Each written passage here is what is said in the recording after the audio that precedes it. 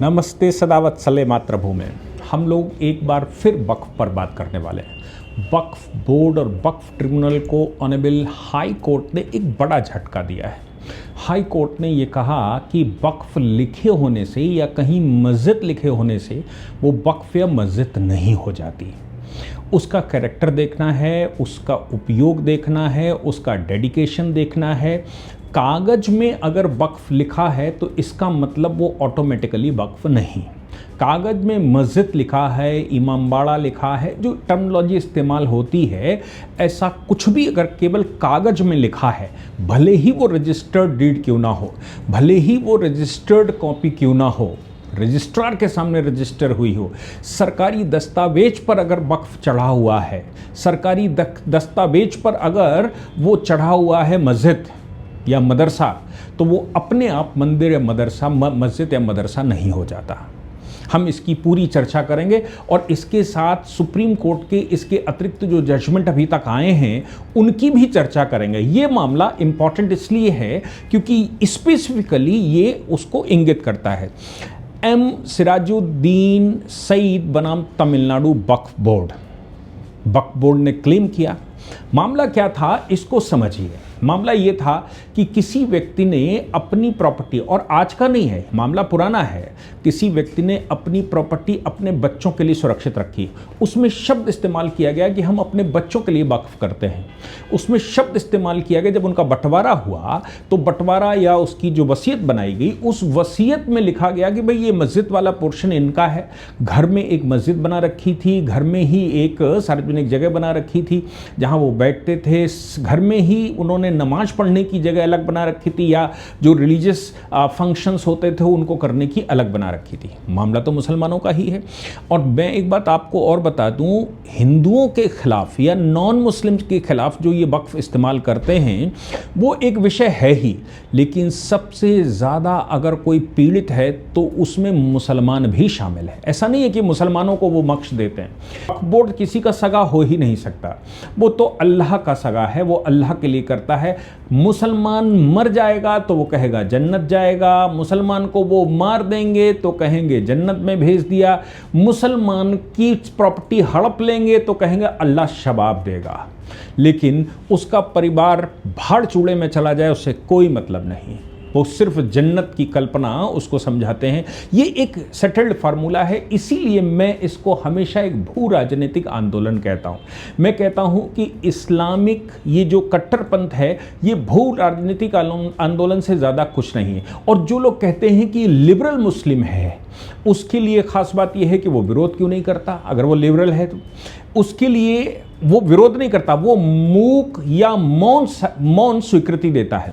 जब भी आवश्यकता पड़ेगी तो पक्ष में ही बात करता है, नहीं कर सकता, उसको लगता है कि सामाजिक रूप से उसका विरोध हो जाएगा तो वो इतना ज़रूर करता है कि मौन हो जाता है। तो आप समझ लीजिए कि वो पूरा का पूरा एक आध को छोड़ दीजिए, पूरी कम्युनिटी उसमें शामिल होती है। कुछ एग्रेसिव होते हैं, कुछ लिबरल होते हैं, कुछ दोस्ती करते हैं, कुछ कहते हैं मैं वैसा नहीं हूँ, लेकिन इनमें भी बड़ी तादाद ऐसी होती है जो इधर से उधर जासूसी या आपसे इंफॉर्मेशन लेने के लिए वो अपने आप को सेकुलर बनाने की कोशिश करता है, बताने की कोशिश करता है, और आपके साथ मिले आप उसको उनके समुदाय को नुकसान ना पहुंचा पाओ, इसलिए वो आपके साथ खड़ा होता है ताकि आप ये सोचो कि ये मेरी पॉलिटिकल पार्टी के हिस्से हैं, ये तो मेरे पार्टनर हैं, ये तो मेरा दोस्त है, ये तो मेरा साथी है, ये तो हमारे साथ ही रहता है। लेकिन जब भी अवसर मिलेगा तब वो क्या काम दिखाएगा ये भविष्य बताता है, ये अनुभव में आता है।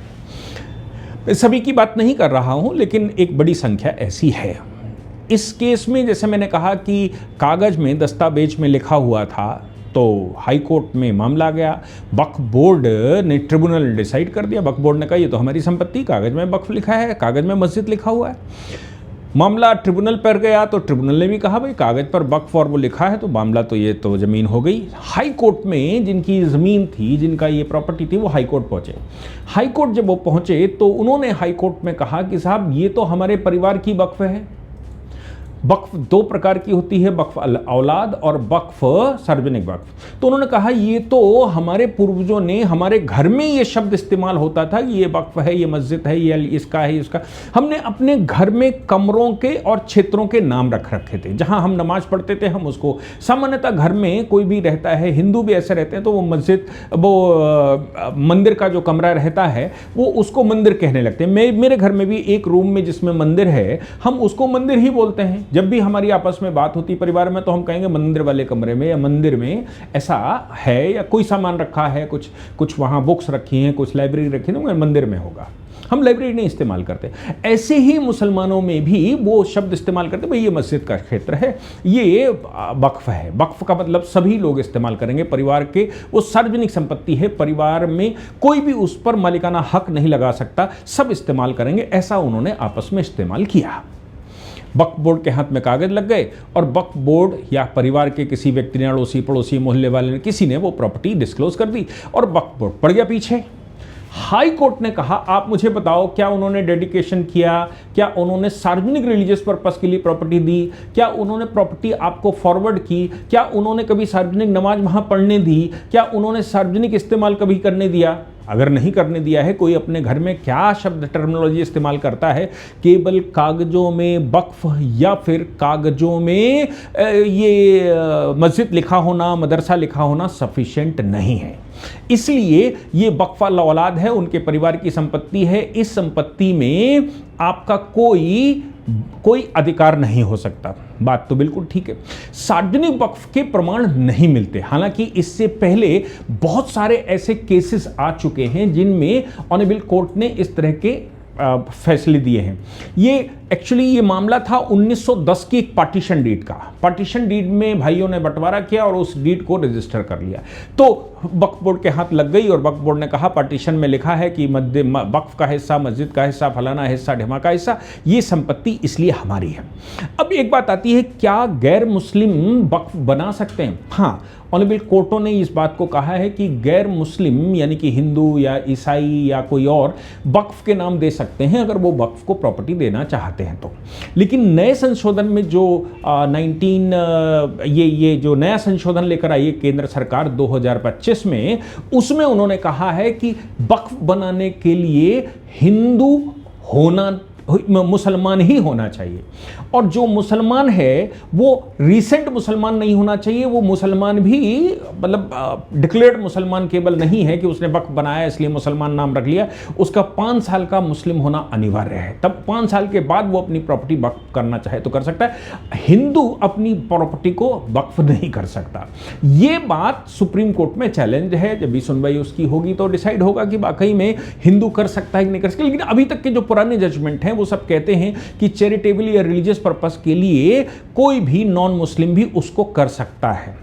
अब सवाल पैदा होता है वक्फ औलाद और सार्वजनिक वक्फ। सार्वजनिक वक्फ का मतलब होता है कि हम इसको पूरे समाज के लिए छोड़ रहे हैं, और वक्फ औलाद का मतलब होता है कि हम अपनी संपत्ति, वो व्यक्ति अपनी संपत्ति अपने बच्चों के लिए वक्फ कर रहा है, लाइक ए ट्रस्ट। वो प्राइवेट ट्रस्ट होती है, इसलिए वक्फ इस्तेमाल होने से या कोई शब्द इस्तेमाल होने से वो अपने आप नहीं हो सकती। इसमें पहले के जजमेंट ठाकुर मोहम्मद इस्माइल बनाम मुर्तजा अली खान, ये प्रीवी काउंसिल का जजमेंट है, जिसमें ऑनरेबल प्रीवी काउंसिल ने उस समय कहा कि वक्फ शब्द लिखना सफिशिएंट नहीं है, उसका नियंत्रण, उसका लाभ, उसको सार्वजनिक इस्तेमाल ये आवश्यक है। अगर इस लेवल पर डेडिकेशन नहीं हुआ है तो फिर केवल लिखा होने से वो नहीं हो जाता। मतलब कहने का ये है कि नामकरण सफिशिएंट नहीं है। ये सैयद मोहम्मद बकीर बनाम राज्य, इलाहाबाद उच्च न्यायालय ने भी इसको ऐसे ही कहा था कि भाई ये नहीं हो सकता कि आप केवल कहते हो कि इस पर नाम लिखा है वक्फ का, इसलिए मेरी हो सकती है। हालांकि मुल्ला का इस्लामिक लॉ, जो मुल्ला हम अथॉरिटी तो नहीं मानते लेकिन हाँ उसकी प्रिस्क्रिप्शंस मानते हैं, जो टेक्स्ट बुक है, मुल्ला ने कई बार ये बात कही है कि अगर कोई प्रॉपर्टी सेकुलर पर्पस के लिए इस्तेमाल की जाती है, भले ही वक्फ शब्द इस्तेमाल किया गया हो, सेकुलर पर्पस के लिए इस्तेमाल होती है तो वो वक्फ नहीं हो सकती। वक्फ होने का मतलब है ओरिजिनली वो किसी रिलीजियस पर्पस के लिए डेडिकेट की गई हो तो ही प्रॉपर्टी वो वैसी हो सकती है। सुप्रीम सुप्रीम कोर्ट ने सलेम वक्फ बोर्ड के मामले में भी अभी रिसेंटली एक जजमेंट दिया था, जिसमें यह कहा था वक्फ बाय यूजर कहता है कि आप प्रॉपर्टी का इस्तेमाल करते हैं। अब ये दोनों बातें हैं, प्रॉपर्टी का इस्तेमाल जो है वो वक्फ का है, लेकिन प्रॉपर्टी प्राइवेट है, मतलब इस्तेमाल उसका रिलीजियस है, प्रॉपर्टी प्राइवेट है। तो केवल वक्फ बाय यूजर, यूज करने से भी किसी दूसरे की संपत्ति इस्तेमाल करने से आपकी ओनरशिप नहीं हो जाती। ये बात सलेम वक्फ बोर्ड के मामले, सुप्रीम कोर्ट ने सलेम वक्फ बोर्ड के मामले में, सलेम बनाम वक्फ बोर्ड के मामले में डिसाइड किया था। इसमें सुप्रीम कोर्ट ने कहा था कि आप कोई सार्वजनिक संपत्ति, किसी की प्राइवेट संपत्ति, किसी की निजी संपत्ति की कोई भी संपत्ति, उसको आप वहां नमाज पढ़ना शुरू कर देते हैं, वहां सैक्रिफाइस करना शुरू कर देते हैं, वहां मजार बना लेते हैं, वहां अगरबत्ती लगा लेते हैं, वहां फातिया पढ़ना शुरू कर देते हैं, या फिर आप वहां ताजिए रखना शुरू कर देते हैं। किसी की भी संपत्ति इस्तेमाल करने से अपने आप वक्फ नहीं हो जाती। उस व्यक्ति की जो ओनर है उसके द्वारा उसका डेडिकेशन आवश्यक है कि मैं इस प्रॉपर्टी को सार्वजनिक इस्तेमाल के लिए आपको देता हूं। अगर आप इस्तेमाल करने लगे और उसने मना नहीं किया तो इसका मतलब ये बिल्कुल नहीं है कि वो ऑटोमेटिकली वक्फ हो गई। ये सुप्रीम कोर्ट के अपने निर्णय हैं। इसके अतिरिक्त वक्फ के मामले में कई एक अलग अलग मामले भी आए हैं। 2022 की तरफ वक्फ बोर्ड बनाम महाराष्ट्र राज्य में एक बड़ा केस आया था, जिसमें सुप्रीम कोर्ट ने सीधा कहा था अगर कोई प्रॉपर्टी किसी को ग्रांट की गई, भले ही मुस्लिम शासक के द्वारा की गई हो, मुस्लिम नवाब था, मुस्लिम शासक था, उसने कोई प्रॉपर्टी ग्रांट कर दी, तो अब ये कहते हैं कि चूंकि वो मुसलमान शासक था इसलिए प्रॉपर्टी ग्रांट की गई तो वो वक्फ हो गई, चाहे वो मुसलमानों को ही की गई हो। तब कोर्ट ने कहा, इन मामलों में सुप्रीम कोर्ट ने कहा कि नहीं नहीं, ये जो ग्रांट है ये अपने आप वक्फ नहीं हो जाता। ये ग्रांट, माफी की भूमि, सामान्यतः कोई किसी को भूमि देता है, उस पर लगान माफ कर देता है तो वो माफी की भूमि कही जाती है। माफी की भूमि, ग्रांट भूमि, ये भूमियां अपने आप वक्फ नहीं बन जाती। आप उसमें अगर शब्द इस्तेमाल भी किया गया है कि मैं इनको वक्फ करता हूं, मतलब रूलर के द्वारा यह कहा गया कि मैं इनको वक्फ करता हूं, इनको वक्फ करने का मतलब यह नहीं हो जाता कि वो सार्वजनिक वक्फ है। इसलिए ये वक्फ इस्तेमाल, नाम शब्द इस्तेमाल होने से केवल नहीं चलेगा। मदरसा हुमायूं कबीर बनाम भारत संघ 2017 में भी सुप्रीम कोर्ट ने ऐसा ही कोई निर्णय दिया था, जिसमें कहा था कि अगर आप कहते हो कि जमीन हमारी है तो भी जो कब्जाधारी है उसको प्राकृतिक न्याय का अधिकार है, यानी कि उसको नोटिस करेंगे, उसकी कंटेंशन सुनेंगे, पूरा मुकदमा होगा। केवल वक्फ बोर्ड के पास वो रजिस्टर है, वक्फ बोर्ड ने अपने पास चढ़ा रखा है, इस आधार पर आप सीधा उस प्रॉपर्टी पर कब्जा नहीं कर सकते, आप सीधी उस प्रॉपर्टी पर बुलडोजर नहीं चला सकते। मतलब ओनर, वक्फ बोर्ड कह रहा है हम गिरा के कब्जा कर लेंगे, शक्ति से कब्जा कर लेंगे, ऐसा नहीं हो सकता। ये ऑनरेबल सुप्रीम कोर्ट ने डिसाइड किया था। सलेम वक्फ बोर्ड की बात मैंने आपको बताई ही कि सलेम वक्फ बोर्ड में ऑनरेबल सुप्रीम कोर्ट ने पहले ही डिसाइड कर दिया। एक मामला वक्फ बोर्ड बनाम जिंदल स्टील का आया था। जिंदल स्टील वाला मामला लेटेस्ट था, जिसमें एक डायलापिडेटेड स्ट्रक्चर बना हुआ था और ये कहा गया कि भाई ये जमीन हमारी है, क्योंकि यहाँ स्ट्रक्चर बना, एक बड़ी सी दीवार बनी, एक चबूतरा बना, वजू खाना बना, ये बना, वो बना, तो ये सब जमीन हमारी है। वक्फ बोर्ड ये सिद्ध करने में असफल रहा कि उस जमीन पर मालिकाना हक उनका है। राज्य सरकार की जमीन, राज्य सरकार ने जिंदल स्टील को वो अलॉट कर दी थी। अब ये लोग गए, इन्होंने कब्जा कर लिया। तब सुप्रीम कोर्ट ने उसमें कहा था नहीं, कोई भी जमीन केवल स्ट्रक्चर बने होने से वक्फ नहीं हो जाता। वक्फ के लिए आपको सिद्ध करना पड़ेगा ये वक्फ किसने बनाया, कब बनाया, आपको कैसे मिला, उसके कागजात कहाँ से आए, कैसे डेडिकेट हुआ। अगर आपके पास इतने कागजात नहीं हैं तो अपने आप कोई भी स्ट्रक्चर, चाहे किसी भी लेवल का और कितना भी पुराना बना हो, वो अपने आप वक्फ की प्रॉपर्टी नहीं हो जाती। इसी प्रकार से सईदा बेगम बनाम राज्य के मामले में भी सुप्रीम कोर्ट ने, पहले उच्च न्यायालय ने कहा, बाद में सुप्रीम कोर्ट ने कहा कि वक्फ औलाद अगर कोई करना चाहता है तो वो उसकी निजी संपत्ति होती है, वो संपत्ति सार्वजनिक नहीं हो सकती। सुप्रीम कोर्ट ने लगातार कहा है कि वक्फ बोर्ड के पास चढ़ा होना, नोटिफिकेशन होना सफिशिएंट नहीं है, डिस्ट्रिक्ट मजिस्ट्रेट के द्वारा वेरीफाई कर देना सफिशिएंट नहीं। ओनर कभी भी आकर उसको क्लेम कर सकता है, जो जिसकी जमीन है, सपोज विदेश में रहता है, आपने उस पर कब्जा कर लिया, डीएम से मिलकर, और सरकार आपकी थी, आपने उसका नोटिफिकेशन करवा लिया, वक्फ बोर्ड चढ़ा लिया, तो फिर ऐसी परिस्थिति में ओनर को जब भी पता लगता है कि संपत्ति में मेरी जो है वो इन्होंने अपने नाम चढ़ा ली, तब उसको क्लेम करने का राइट रखता है। अब अगर आप कहते हैं कि नहीं वो नोटिफिकेशन हो चुका था, आप कहते हैं कि वो वेरिफिकेशन हो चुका था, आप कहते हैं इतना टाइम, सुप्रीम कोर्ट ने बार बार कहा ये इनसफिशिएंट है। आपके पास वक्फ केवल एक लीगल पर्सनालिटी है, वक्फ बोर्ड एक लीगल पर्सनालिटी है। उस लीगल पर्सनालिटी को प्रॉपर्टी कैसे आई उसके पुख्ता दस्तावेज देने होंगे। अगर पुख्ता दस्तावेज आपके पास नहीं है तो फिर प्रॉपर्टी अपने आप वक्फ नहीं हो जाती, ना ही वक्फ बाय यूजर से हो जाती है, ना ही कब्जे से हो जाती है, और ना ही कागज में वक्फ लिखे होने से लेकिन यूज नहीं होती। तो कागज में भी वक्फ लिखा होना चाहिए और इस्तेमाल में भी वक्फ होनी चाहिए, तब ही वक्फ मानी जाएगी, सार्वजनिक वक्फ मानी जाएगी। कागज में लिखा है लेकिन इस्तेमाल नहीं है तो सार्वजनिक वक्फ नहीं है। कागज नहीं है लेकिन इस्तेमाल में वक्फ बाय यूजर आपने कब्जा करके रखा है सरकारी जमीन पर, किसी की जमीन पर, तो भी वो वक्फ नहीं है। ये इस समय जो वक्फ अमेंडमेंट सरकार लाई थी उसमें भी इसी प्रकार के कुछ संशोधन लेकर आई जिनको उन्होंने चैलेंज किया है, क्योंकि उनका मानना यह है कि 98% प्रॉपर्टियां जो वक्फ की हैं या हमारे कब्जे में हैं उसके कागज हमारे पास नहीं है।